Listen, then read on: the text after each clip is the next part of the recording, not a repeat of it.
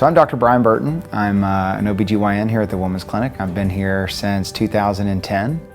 My name is Jill Jennings, and I'm an OBGYN here at the Women's Clinic. I started here in 2012. My name is Dr. Michael Cope. We have a great bunch of physicians and nurses and staff with a fantastic attitude.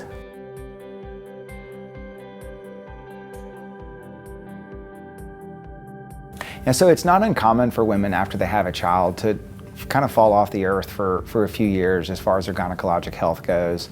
Women, when they are pregnant, they're used to coming here weekly, every 2 weeks, every 4 weeks. It can seem exhausting. And so there's a temptation once you've had your pregnancies to take a hiatus and not go to your gynecologist for a while.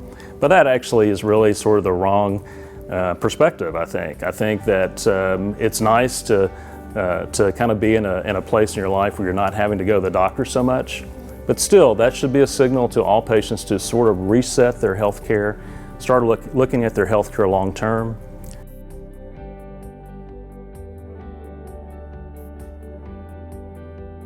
It is not true that breastfeeding is a form of birth control. In people who breastfeed in a consistent fashion, like on a very timely schedule every 2 to 3 hours, it is true that the hormones created by breastfeeding can be enough to suppress ovulation in some people, so they don't ovulate and they're not able to get pregnant. But you can't really always rely on that.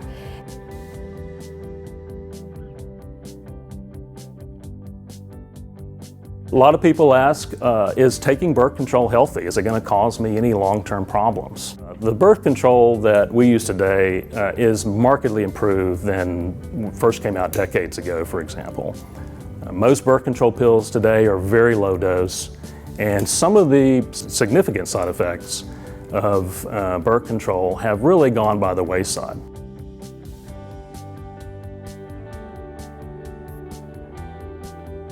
Oftentimes at the gynecologist's office, you'll be asked how many sexual partners you've been with. And the answer is, one of the things that we're doing is stratifying risk. A woman who's only been with one sexual partner and he's only been with one sexual partner, they're at almost a 0% chance of developing cervical cancer, versus somebody who's been with multiple sexual partners, they're at a much higher risk of having the human papillomavirus and developing cervical cancer later.